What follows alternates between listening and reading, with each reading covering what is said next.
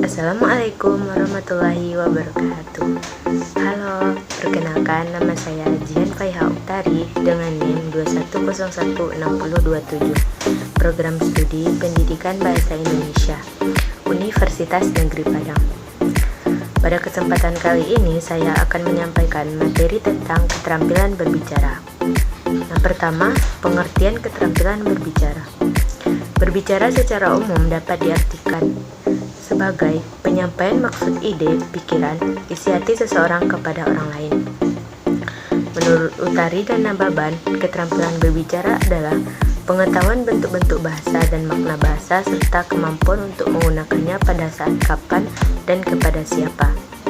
Yang kedua, tujuan keterampilan berbicara.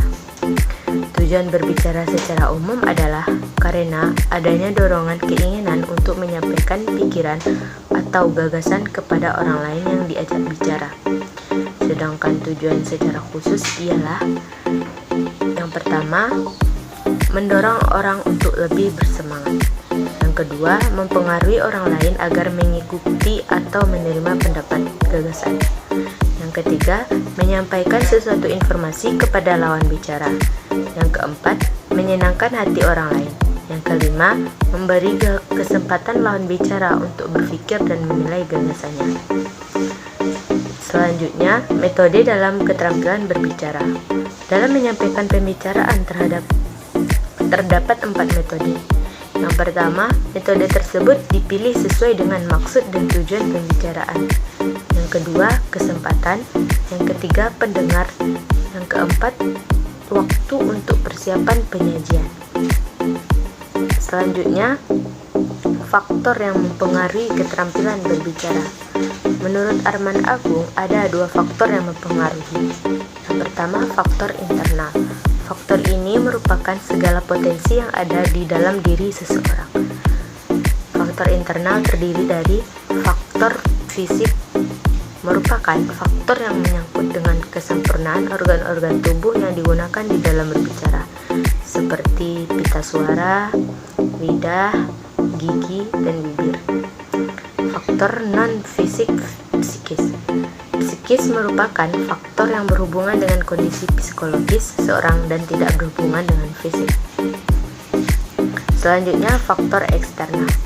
Faktor eksternal merupakan faktor yang berasal dari luar individu yang meliputi tingkat pendidikan, kebiasaan, dan lingkungan pergaulan. Macam-macam faktor eksternal yaitu tahap eksternal.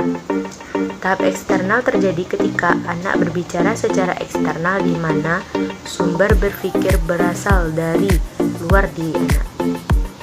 Sumber berpikir ini sebagian besar dari orang dewasa yang memberikan pengarahan, informasi, dan melakukan tanya jawab dengan anak. Sumber yang lain bisa berasal dari teman sebaya, yaitu pada saat anak berbicara dan bertukar pendapat dengan teman lain di lingkungan sekolah maupun di lingkungan masyarakat. Yang kedua, tahap egosentris. Tahap ini di mana anak-anak berbicara sesuai dengan jalan pikirannya dan pembicaraan orang dewasa bukan lagi menjadi persyaratan. Pada tahap ini, anak mempunyai pendapat dan berpikir sendiri untuk berbicara tanpa memandang apakah itu benar atau salah. Yang terpenting, mengeluarkan apa yang ada dalam pikirannya. Yang ketiga, tahap internal. Pada tahap internal ini, proses berpikir anak memiliki penghayatan sepenuhnya. Anak sudah dapat mengerti tentang apa yang akan ia bicarakan dengan orang lain. Selanjutnya, jenis-jenis berbicara sebagai keterampilan berbahasa.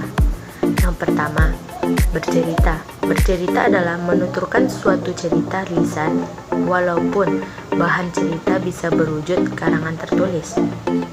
Yang kedua, debat. Debat berarti bertukar pikiran secara terbuka untuk membahas masalah yang merupakan pro dan kontra dengan memperhatikan aturan dan tata tertib tertentu. Yang ketiga, diskusi. Diskusi panel biasanya menghadirkan beberapa pembicaraan kunci atau para penyaji materi, kemudian diikuti oleh audiens. Dalam diskusi panel, banyak berperan adalah para panelis. Yang keempat, wawancara. Wawancara merupakan kegiatan tanya jawab dengan seseorang yang diperlukan untuk dimintai keterangannya atau pendapatnya mengenai suatu hal. Yang kelima, pidato dan ceramah. Pidato adalah kegiatan berbicara di depan umum atau berorasi untuk menyampaikan pendapatnya atau memberikan gambaran tentang suatu hal. Sedangkan ceramah